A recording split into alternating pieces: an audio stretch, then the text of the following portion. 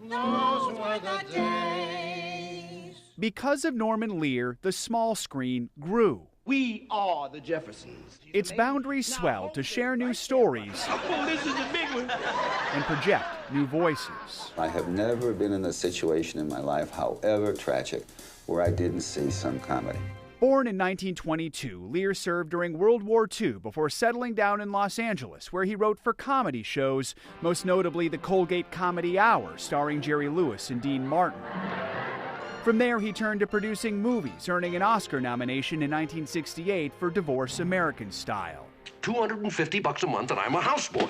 It wasn't until the 70s that Lear began to build the foundation for his TV empire, starting with All in the Family. You are a meathead. The groundbreaking show used humor to tackle serious topics like race and sexuality.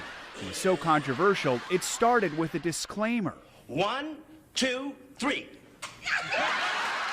When it came to social issues, Lear was fearless. Just tell me, Walter, that I'm doing the right thing, not having the baby.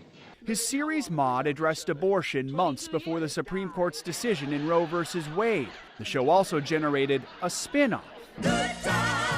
Good Times was among the first primetime shows depicting life for African-American families. It focused on a poor family living in a housing project, but drew criticism from viewers, even cast members who felt it perpetuated stereotypes. Well, we're moving on now. Lear then created The Jeffersons, which centered on a successful black couple residing in a luxury apartment building. How can you afford to live in a place like this? You ain't tall enough to be no basketball player. But in the 80s, he walked away from TV to focus on political activism. A vocal opponent of the religious right, Lear created a nonprofit called People for the American Way. Don't tell us we're bad Christians or good Christians, depending on our political points of view. That isn't the American way. Married 3 times, Lear had 6 kids. The youngest twins were born when he was in his 70s. Age never slowed him down. At 94, Lear launched a podcast called All of the Above. I have failed Cuba. And rebooted one of his classic series, One Day at a Time, this time with a Cuban-American family.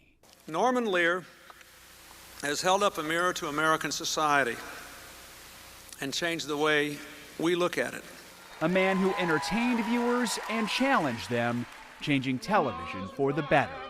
Joe Fryer, NBC News, Los Angeles.